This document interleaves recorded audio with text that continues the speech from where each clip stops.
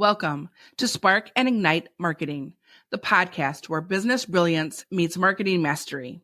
I'm your host, Beverly Cornell, and I'm thrilled to embark on a journey of inspiration and innovation with you.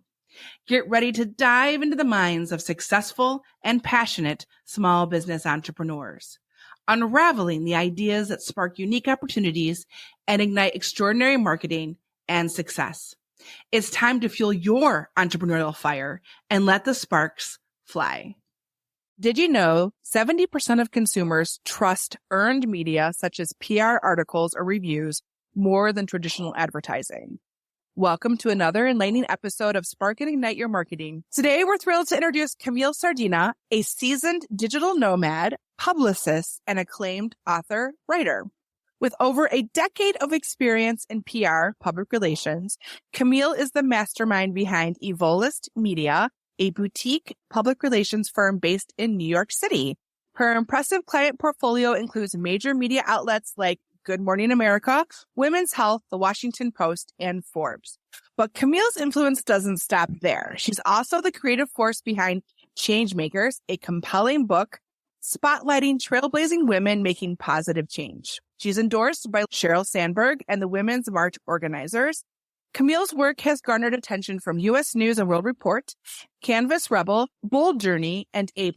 Join us as we dive into Camile's journey, glean insights from her vast experience, and uncover some secrets to PR success in today's competitive landscape. Welcome, Camile. Thank you so much, Beverly, for having me. I'm super excited to have you because PR is certainly in the marketing wheelhouse. Yeah, I think I mentioned earlier that I can write a press release and we can do a little bit of that, but we are by no means experts in that area. But it's certainly marketing and I'm here for all the marketing things. So I'm super excited to chat with you more. So talk a little bit about your journey into PR and even to owning your own business. What does that look like for you? Yeah. So first of all, I didn't know what the heck PR was when I applied to have it be my major for college. I remember thinking, I don't know what I want to do. Let me read up on these majors. Public relations seemed like an interesting mix of journalism and business to me at the time. And I said, I think I can do that. So I did study it in college. I went to the University of Florida all 4 years. And right after college, I moved to New York City, where I started working with a startup PR firm. And we mostly did health and focused on health and wellness, food brands. And I worked for the startup for about maybe, it was a handful of years. I have to think back now because it's been a while. Maybe let's say 6 years, something like that. And I got to a point where I think I learned everything I could. I felt like I could manage clients on my own and do this. And I also learned because when you work for a startup in a small business, you wear a lot of hats and you do learn what it takes at least to run a small business. And so I did absorb all of that. And I said, I think it's time for me to take the leap.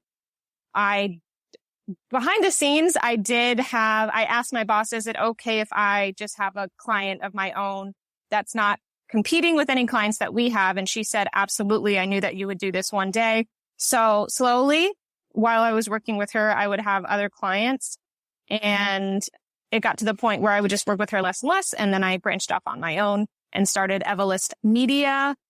And my first ever client was also in New York City. It was a company called SAS Class, a dance studio in New York City. And it was a successful campaign right off the bat, and the rest is history. It's very nice that you had somebody you worked for that was supportive of you bringing on your own clients so you could really organically build your business in a way as opposed to like cold turkey, good luck. Yeah, I think it was an extremely unique situation. And I am a digital nomad, like you mentioned, too. So when I worked for that startup in New York City, I actually was working remotely. So I didn't actually start my whole travel and work journey until a little later in my 20s. I'm in my 30s now. But at the time, I had just moved to New York and I had no desire to travel that much because I wanted to explore the city and every day is new there. So that was another benefit that came from working with that startup in addition to that unique opportunity to have literally clients of my own outside of that job. I think that's pretty rare.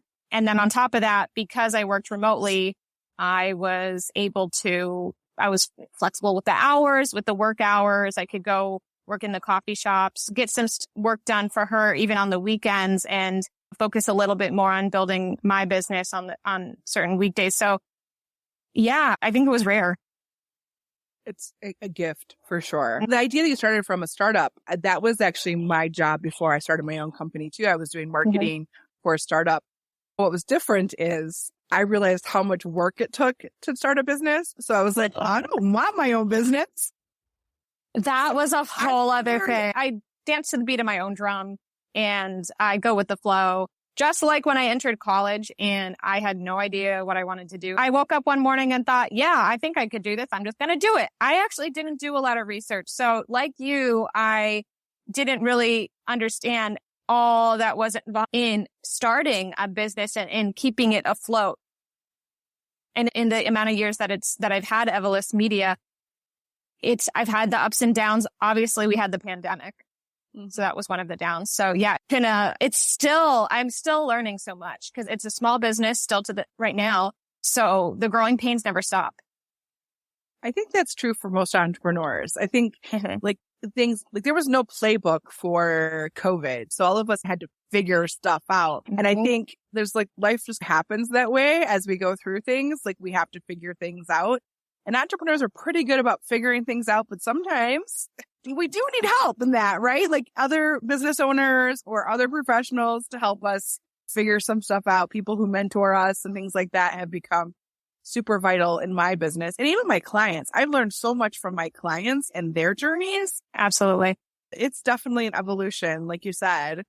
Now that you have done the PR thing and you did the school, what about PR do you love? What is it that brings you joy as related to PR and why a PR business? Yeah, I've always loved writing. So the writing aspect of it is probably my number one reason of why I love PR. And I also, a huge part of PR, the core of it is storytelling. So yes, you're writing, but you are thinking of all of these stories with all of the clients that you have that will connect with others. I love that aspect of it. Just having the secret writer in me who just wants to be in a forest and write books all day. I definitely have that side of me, and that is able to come out in public relations, just in a different way. So what do you think has been the biggest challenge? You talked a little bit about COVID, but what do you think is the biggest challenge you've had to overcome as an entrepreneur? Okay, because I would say just in general, things that have happened, the pandemic was definitely the biggest challenge. But as an entrepreneur, I could say that as an entrepreneur, because this could happen even without a pandemic, losing literally all of my clients had to take a pause during the pandemic, all of them. And luckily at the time I had learned how to, throughout my 20s, balance my budget better than I had when I was in college in my early 20s because I didn't know anything.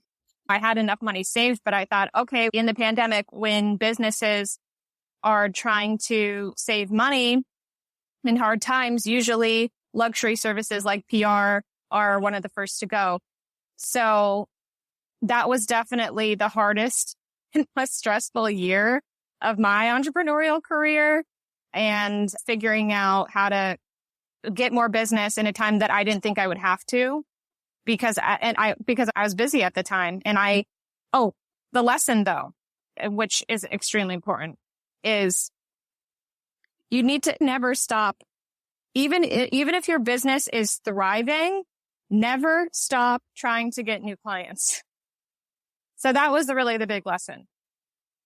Whether it's a pandemic or something else that might keep you from working for some reason unexpectedly, it's always good to grow and hire versus be in a position where everyone might go and you have no income or you have no incoming stream of income anymore.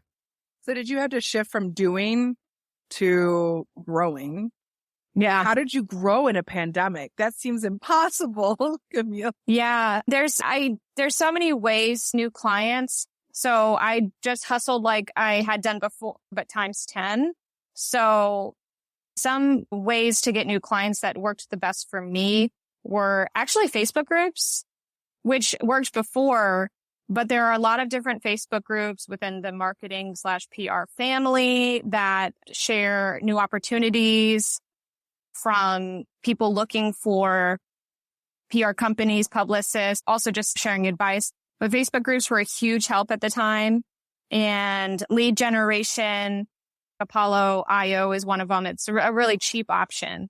But I remember using that and just writing killer pitches and sending them out to businesses that were relevant to the PR specialties that I focused on. Yeah, those were just some ways. The list goes on. But in addition to, even though it was the pandemic, when I did go, say, into a coffee shop, for example, I would still strike conversations from afar because in New York City, I'd have to think of the percentage of clients that I would get just from meeting people, but maybe half. So I would never stop doing that. But that was the big lesson at the time, where if your business does take a huge dip, you just can't give up. You have to work 10 times harder or more. And if there are different ways of outreach that you haven't tried yet, throw it in there. I definitely did. And I got back. I think it was within 6 months, my business picked back up, and it's only grown from there. Amazing. Part of our mission when we do marketing is to elevate the brand, or what we call build authority. And that's a key part of the trust factor when people want to buy from you. Mm-hmm. These are all marketing phrases everybody knows that's in the space. So talk specifically about what PR does and why it's important for a business or a brand to invest in that particular marketing activity. Yeah, public relations, in how I describe it, is a tool to build trust and credibility with your audiences, and also to connect with them on a more personal level with the types of stories you put out there about your company or yourself. Because in addition to the personality of a company, you're a lot of the times putting a spotlight on the CEO as well, and letting their audiences know and letting the public know who they are and why people should like them and want to work with them or want to buy their product, whatever it is. So it's really about trust and credibility at the end of the day, and connection. You don't want to be the best kept secret, right? No, we don't want them to be the best kept secret. Everyone should flourish. Yes. But I think that this is probably one of the hardest things for entrepreneurs to do, business owners to do, because they put themselves out there, right? In front of a camera. A lot of them are camera shy. When I've worked with other clients, even doing media prep, how to be on media. And the biggest thing they always say about being on TV is flies, the 3-minute spot or 5-minute spot. If you get a 5-minute spot, the 3-minute spot goes by so fast. It does. Yeah. No, all of a sudden they're like, hang on, I blacked out. What happened? Where are we? Yes. They had a whole script and it just went out the window. So there is a finesse, I believe, to some of the media exposure that you have to have, I think, to do really well. Mm-hmm. And it just takes practice. We always say you should do Facebook Lives and get really comfortable and then continue to build on your skill set. But practice does make perfect in this situation. Facebook Lives, IG Lives, all of that. And that's something that I really love to do with my clients is whenever we get different broadcast segments booked, and this is for TV or radio or podcasts, is I always like to have practice Zoom calls with them where I pretend to be the host. I will have just a different set of questions ready to ask them. I will time them, and we have a actual hard crash course practice for practicing interviewing. Yes. So that I always include in any kind of campaign. That's something that I do. It's complimentary, and I think it's absolutely necessary, especially when someone has not been on television before, has not been interviewed before.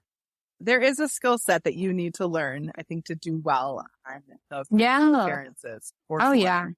Some people have it and some people need to master it, but it's very few people who are just naturally, without practice, great on TV. My mom jokes that all the theater and choir and dance classes she put me in. Yeah. Helped me think fast on my feet. Yes, exactly. So it definitely benefited, but there are a lot of people who don't have any of that background. They can get a little stage fright, and I still get really nervous, but yes. Oh yeah. I think most of us do. And I also did theater, hands down, that helped me because I was such a shy kid. Yes. I was a very shy kid. And for some reason, I was still drawn to theater. I don't know why. I did some dance too. I do credit that to a lot of any kind of comfort that I might have on camera, even though I do get nervous. Yes. I was telling my clients, you need to get over stage fright. Just get on there. The more you do it, the more you practice, the more you'll get over yourself. You just need to get yourself out there. Back when Facebook Live just launched. So this is years ago. COVID pushed people out more live, which was great. A lot of clients finally took my advice to get out there and do more because of necessity, because they were closed. So they had to. And now I have some clients who do way better on their lives than actually in store as far as sales. It's like they're totally bought in now. This is the most amazing thing. So now it's their new passion. Right? Exactly. It's changed them entirely. So. Now they're like, Beverly, can you help me actually start a podcast? Because I think it's fun. Yes. That actually is a funny story too, Camille. I was giving advice to a client saying they're in the financial realm, saying they needed to have a podcast. And I had hosted a podcast back in 2007 on global business. And I was saying, this is what you do. This is how you can use it. This is a great way to build authority in the space, a great way to connect with potential customers. This is just an excellent avenue for you. He had a radio voice too. So I thought, this is fantastic. And he was very shy. So he was like, no, that's not for me. But I had an out of body experience where I was like, why am I not taking my own advice? Why am I not doing a podcast on marketing? And that became the impetus for this podcast, was me giving advice to a client and saying, I need to take my own advice. You got to practice what you preach. Yeah, you do have to do it. You have to practice and then show them, like, this is how you can use this in this way. So yeah. What are some trends that you're seeing in the PR space? It's been around for a long time. There's a lot of study of PR, all the way from like how Hitler used it to like, there's so much really interesting theory on PR, but how do you see things going? Where are the trends? There is still, I don't know if I would consider this a trend, but there is still a lot of work being done around influencer marketing and really trying to figure out how to best use that in a campaign. And there's a lot of integration with social media now in PR, which wasn't a thing before. So before it was now the traditional routes of you're writing pitches, you write press releases and you pitch them via email, phone calls. But now with this integration with social media, I have noticed that the two worlds mix together, and I think a lot of people are still trying to figure out what's really part of PR now. So it's a little confusing in that way, because especially new clients where it's their first time hiring a company for something within the marketing umbrella, a lot of times they assume that, oh, you're going to be posting for us too. But it is a completely different beast. It's another full-time job. But that, I wouldn't say that's been going on though. But I'll say that because it continues, and there's still a lot of conversations about if influencer marketing is worthwhile and how to do it properly. So that's one that's absolutely worth mentioning.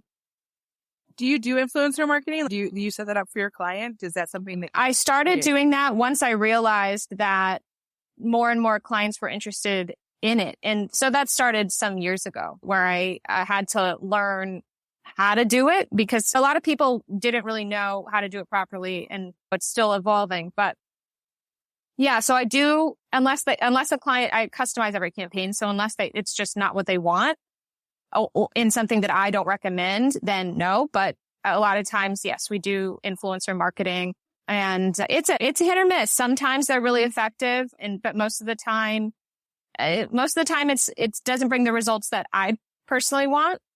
So these are conversations still happening in the PR world. The thing is that marketing 20 years ago to marketing now is a totally different beast. There's some fundamentals that are the same as far as psychology of buying and things like that. However, the tools, the channels, the partnerships have truly evolved. And those of us who have been a part of this industry literally have learned it as it's happening. Like there's no on how to do it because the algorithm changes tomorrow. Yeah. And that's another thing is everyone has so many different opinions on what should and shouldn't be included in a campaign. And I don't have the personality to say this is the right way. I always say, hey, this is what I've done. It worked. I am always open to trying new things. And maybe there is a time where you have to go back to the old school ways of doing things for whatever reason. Yeah. There are some publicists out there that don't write press releases anymore. And then there are some that live and die by it. Who's to say who is correct if they're having success on their own as well? So that brings us to the next question, actually. And I'm curious as to where this is going to go. But what advice would you give entrepreneurs who are looking to find their unique opportunities using public relations? What would be the advice you would give an entrepreneur to explore as it relates to public relations itself? Yeah, in terms of growing their own business, they really need to master their elevator pitch. I wish I could put a different word because people hear it all the time, but it is extremely important. It's extremely important to, in a very short written, say a paragraph or two, or in verbally in 30 seconds, as the elevator pitch standard time is usually, to explain what you do and why you do it and what the significance is.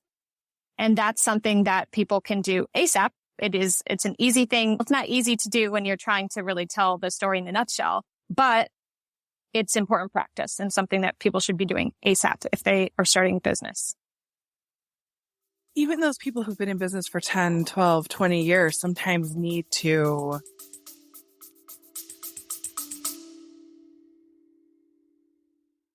Before we dive back into the inspiring world of Spark and Ignite marketing, let's take a moment to thank the incredible supporters who make this podcast possible.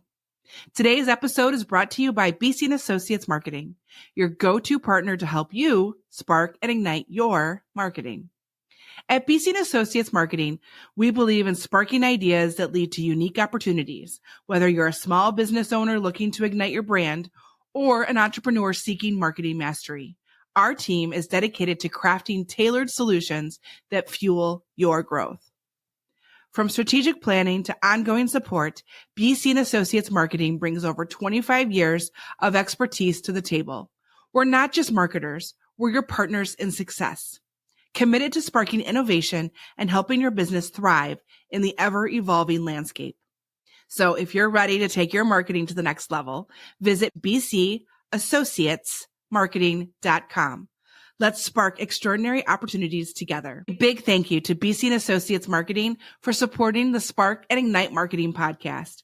Now, let's get back to the show and continue sparking those ideas. Like sometimes they have to regroup. Yeah. And rebrand themselves. Yes. I would say after 12 years, my elevator pitch is very different than it was when I first started. It's evolved certainly, but I actually got really crystal clear on who I wanted to serve, what joy, what passion I had, and to focus on that. And I think like even when I wrote my book, it was all about getting the entrepreneur back to the why and the reasons that matter and how they solve the problems and to focus on that and to keep that front and center to make it a filter for everything that they do for their business. So that elevator pitch is, you had a foundation. It's like the very, very bottom of the foundation, but it's the thing that everybody sees. So it's not even like the cement pillar. It's like the blinking light on the outside of the building too. I know. It is the first thing that people see. And that is why it is important, but it does evolve. And my business is still small. And I'm very aware that with the clients that come on board that I actually didn't expect to come on board, for example, the clients that I have definitely shape how the company, the brand will be over time as well. Because sometimes I focus mostly on health and wellness in the beginning, but over time, kind of food clients came in and entertainment clients came in. And in my mind, I was thinking, I would just focus on health at first, but it's evolved, and hence the name Evolist Media, evolved. And so I'm still learning along the way about rebranding with what's going on in the company. That's something that's never going to end for anybody. And it's a fun job too. If people enjoy that, if people enjoy always thinking of new things and reinventing who they are and who they're and the company over time, then they have that entrepreneurial spirit, and that's important. Yeah. Yeah. I often ask my entrepreneur guests, because we do marketing, all about the tactics that are most effective and what kind of approaches you use. But clearly you focus on public relations. Yeah. Share an example of a client you worked with and how PR really helped launch their business or kick it up. Yeah, I will. There's many stories, but I will use my first client story because it's near and dear to my heart since SAS Class was my first client. So SAS Class is a dance studio in New York City. They do these dance video programs where you learn a dance routine and they film you doing the routine on camera at the end with a group. It's basically a music video experience, and it's so fun. And a lot of times the women who go in there, it's a women's empowerment studio. They are hard workers in the daytime, and then they go there and take the dance class at night to let their hair loose. Mm-hmm. So I did it, and I had so much fun. And I realized how unique of a studio it was at the time. And I spoke to the owner and said, hey, I'm starting a public relations company. And I noticed that you have nothing in the press right now, and you have a really unique studio here. I told her I would do it for a very small cost. And she said, all right, let's try it. So they became my first ever client. SAS Class became my first ever client. And in the first month, Self Magazine published a video story about SAS Class that went completely viral online, which I'm not surprised about because, again, there was no other studio doing these dance video / music video programs like SAS Class was. And after that video went out and went viral, then SAS Class saw an influx of new students and women coming in saying, hey, we saw the Self Magazine Snapchat, or we saw the Self Magazine on video on Facebook, or the Self Magazine SAS Class video on Instagram. And they had a huge increase in new students. And then from there, press just kept rolling in for SAS Class, even after the campaign, which I love. I love that. That's another thing I love about the public relations experience is this snowball effect that happens to clients when you're working with them. And you just never know the opportunities that come in as well. Even though you're pitching them to be in the media, sometimes opportunities come in for speaking opportunities, or this is specifically for media relations. There is another types of opportunities that come in addition to even being in commercials. You just never know. You just never know what comes in, even if you're doing a traditional media relations campaign. And then they make those connections, and then opportunities grow for them. So I love seeing that. The thing that I think with the original client that I think is really important, because we focus on unique opportunities, is they had a very unique story to tell. Yeah. And you can't contrive a story to make a hit like that. It has to be authentic and real and all the things. And that doesn't mean, like, I think this is the hardest thing for my clients to understand is what really is a story that people care about. Because while you might care about them, it doesn't mean everybody else is going to care about them. How do we make it a story that's about everybody else versus just what you care about? that I think is just because I'm trying to think of an example of a client who asked me, I want to do a press release. And I was like, I don't think that's going to get picked up by the media.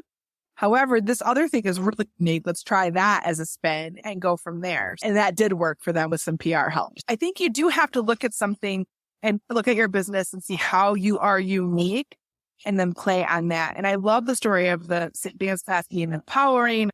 I mean, I have 18 years professional dance here. I don't think I've ever heard of a story like that of a dance at the end. Like, there's a recital, but not a dance video. That's so cool. Yeah. The studio in itself and what they offered was a story. And sometimes you don't get that. Sometimes you get clients that are offering something that a lot of other people offer, and or authors, for example, maybe they wrote a book that it's been done. Maybe it's a kind of business related book, etc.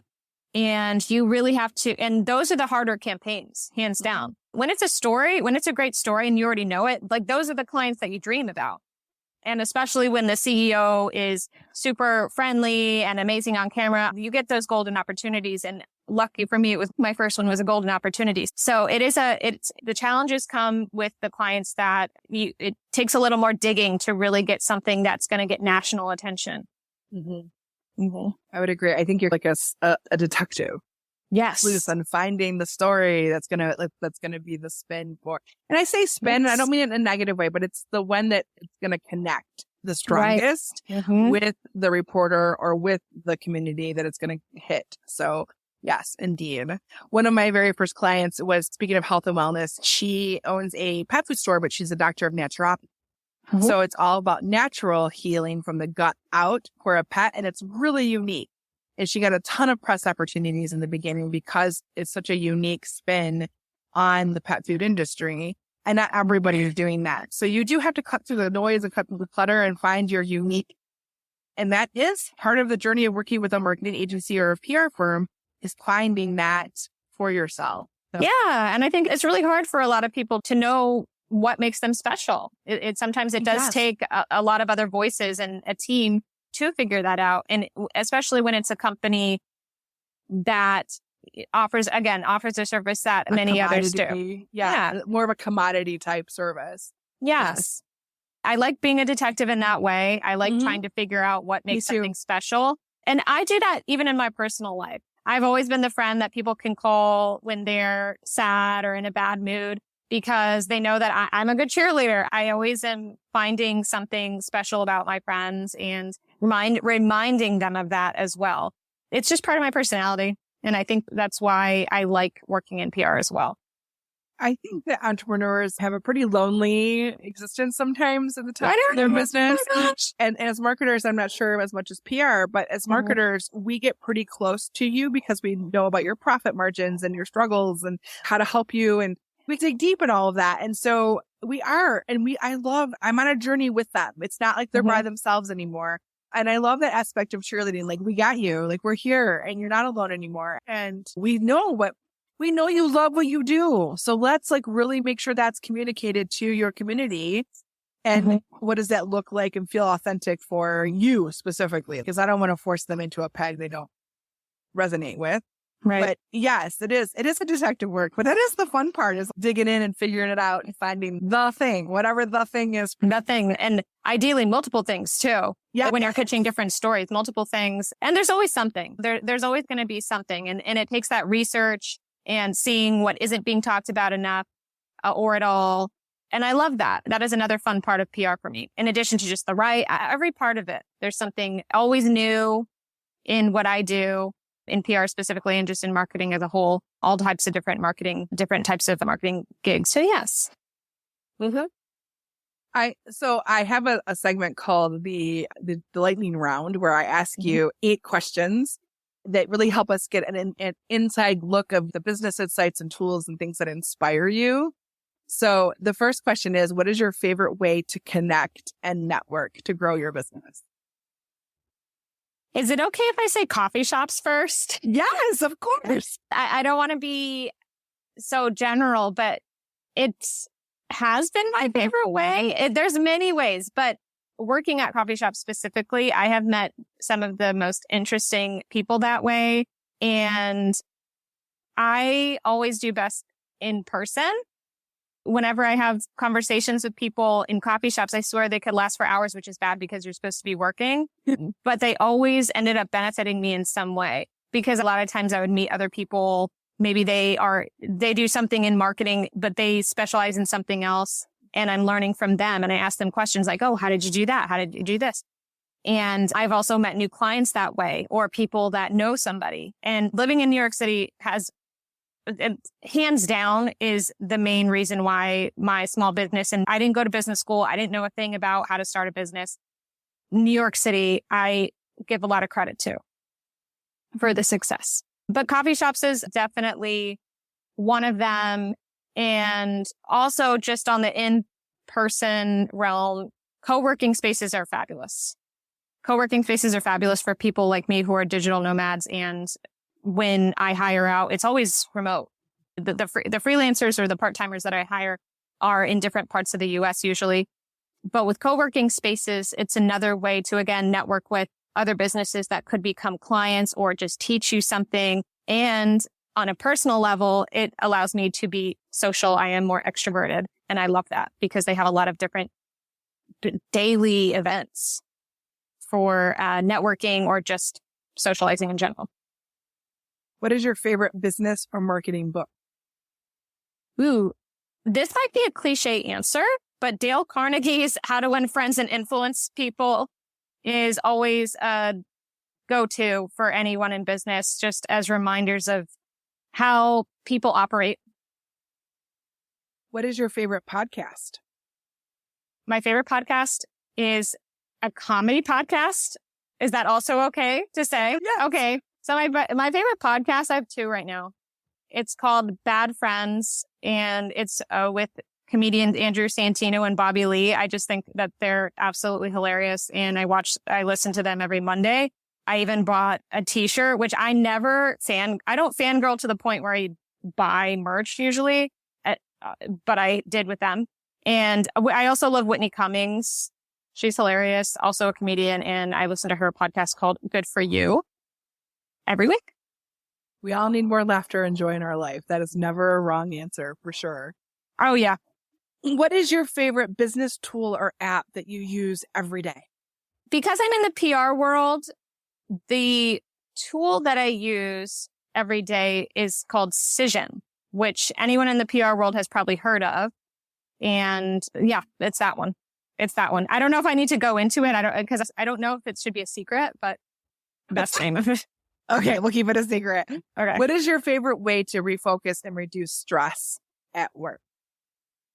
Oh, I actually take breaks a lot of times on the weekdays, usually 2 to 3 days out of the week. When I eat lunch, it's bad to do, but I tend to eat lunch while working. But the break that I have, I actually go work out. I'll go for a run. I'll take a class. Sometimes I'll schedule a session with a trainer.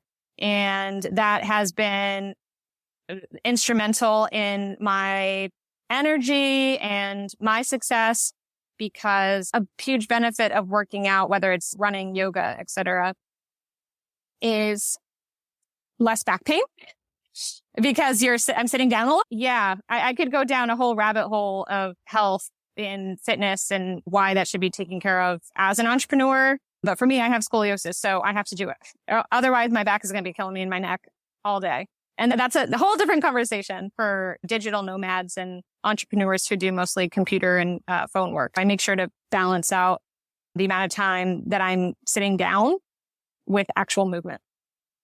I don't often interview marketing people. I usually interview just other entrepreneurs. Oh. So I asked this question, but I probably know the answer. What is your favorite marketing tactic? The one I do the most is email marketing. But if I had to choose a favorite and one that I actually am trying to be better at, I love video marketing. I love Reels. And this is just for me personally, but for Instagram and Facebook, they have the most reach out of any other type of post, and they're just fun to make. That's actually something that I'm trying to integrate a lot more into my practice, but I don't do but what I mostly do is email marketing, hands down. Is that because you're pitching? Is that yes. What is your favorite source of inspiration? Travel. Traveling, you are absorbing other cultures, meeting new people, and learning about different ways to connect. And with that, you'll be able to connect to more different types of audiences as well. And that's a huge benefit of here. Yeah, I think travel also makes you more aware of your culture. It shines a light on who you are, which is very interesting. Byproduct of the whole thing. But yes, who is your favorite entrepreneur to follow? There are so many. One that comes to mind is Joanna Gaines. I was a really big fan of the show Fixer Upper because their skills are some that I don't have them at all. I don't know how to do interior design or build houses, but to see this family's growth of going from Fixer Upper, or initially they had a business doing construction and interior design, to having their own show, to now having this empire. She has her own magazine. They have different stores. They have been everywhere. Has been really impressive to see, but she's just one example. There are a couple, but Chip and Joanna Gaines are just one example of people who are so dynamic in what they've built in their entrepreneurial career. I like any story like that. I like any story where they have they're multifaceted in what they've created. She has an empire now. There's no question. Yes. That is the end of the lightning round. We are moving into the Blaze Forward segment, but I go backwards first. And that is, if you could give advice to yourself, Camile, at 18, 19, with the wisdom that you have now, what would you tell that Camile to help her on her entrepreneurial journey? Be more disciplined, if I'm talking to my 18-year-old self, to be honest. If I'm being honest, I was a huge party girl, and I was such a free spirit. I was really free-spirited. I was brave, but what I had a problem with was balancing out that free spirit of mine with discipline. So looking back, if I could tell myself, hey, Camile, you don't have to hang out with your friends all the time. Have FOMO at least like a little less, okay? If you just stay inside and read this business book or so many pages of a business book each week, you're going to be astounded at how much farther you're going to get in life and quicker. How have you found that discipline? Like, as a 30-something, how have you found the discipline? Moving to New York was a big change for me because I had lived before that. I was born in upstate New York. Then my family moved to Florida and I lived there for a while. And then I moved to New York City. But New York City was the biggest reason why my entrepreneurial spirit was ignited, because everyone around you is producing something and creating something. You are always meeting these fascinating people. And this could be in like a lot of cities, not just New York, but that's just where I was.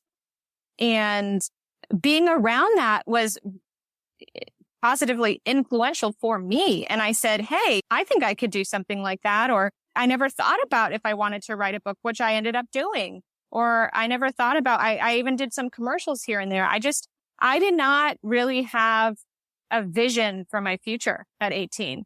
But being in New York, when I moved there in my early 20s, that's when I really started to think about who I was or what my skills were that could lead to a long-term career. And in addition to that, always trying new things and I always like having something new to try, and whether it's for money or not. I get bored, so I always have to have new things to do. New York has helped you see there's a whole world of possibilities, essentially, which is, I think some people don't even realize that there's so many options you can go down, right? What is one small step that a business owner could take today, or somebody who's just starting out a business, Camile, to spark their unique opportunity and ignite their marketing today? After listening to this podcast, what can they go home and do? And something super easy. It has to be something super easy. Something very implementable. Yes.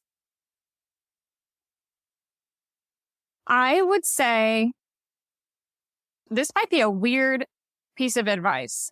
I brought it up a little earlier in the podcast, but go on Facebook, try to find Facebook groups connected to what you want to do, And sometimes just reading the chats in that group, once you're accepted, you can just reading those chats in the group could actually be really helpful and answer questions that you never thought to even ask.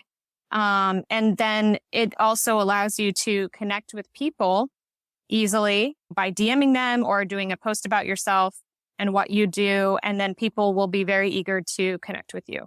At least that has been my experience professionally, but also personally with other passions of mine, like traveling and also just in the PR marketing world. It's a really quick and easy way to connect with people and just pick people's brains. Mm-hmm. But also listening, just seeing what people are talking about. People are as a tool, but it's actually been instrumental for me. Amazing. So before we go, why don't you share how our listeners can learn more about you, what you do, and keep up with your latest projects? I know you have a book, all the things. So how can they learn more about you? Yeah. So for the business, my website is evolistmedia.com, EZOLIST media.com. And it's Evolist Media across all social media channels as well. And for more of my personal journey that combines my digital nomad life, business life, and also you can learn more about my book. You can follow me at Camile Sardina, CAMILE, 1L, SARDINA on Instagram, Facebook. I just started a TikTok, actually. I'm a little late to that game, but I do have one now. And you're on LinkedIn as well, which is where we're... And LinkedIn. Yes, LinkedIn as well. So thank you so much for joining us today, Camile. I loved talking about PR and marketing. Marketing is such a rich industry with so many places you can get very expertise in, like you can really become an expert in. And I think the last 20 years has really shown that people have divided and figured out their niche. And public relations is a key part of a good integrated marketing plan. Thank you for being a guest today. Thank you, Beverly. It's been a pleasure being a part of Spark and Ignite. Yeah, thanks for allowing me to share my PR secrets, and hopefully we can have more conversations and I can learn more about your marketing secrets too. Oh, that would be fun. I'm always open to networking and connecting. Love it. So Camile's insights have illuminated our path, offering invaluable tips and strategies related to public relations to enhance your digital marketing efforts even further. For our listeners, I hope you found this episode as fun as I did. Remember to implement the insights shared today into your small business, and don't hesitate to reach out to myself or Camile if you have any questions or need assistance as it relates to marketing and PR. Mm-hmm. Stay tuned for more inspiring conversations and actionable tips to ignite your marketing journey and future episodes of Spark and Ignite Your Marketing podcast. And until next time, keep sparking and ignite. Wrapping up another episode of Spark and Ignite Marketing. For your weekly dose of inspiration, join our community on LinkedIn, Facebook, Instagram, or TikTok for behind the scenes and exclusive content. Until next time, keep the spark alive and stay inspired.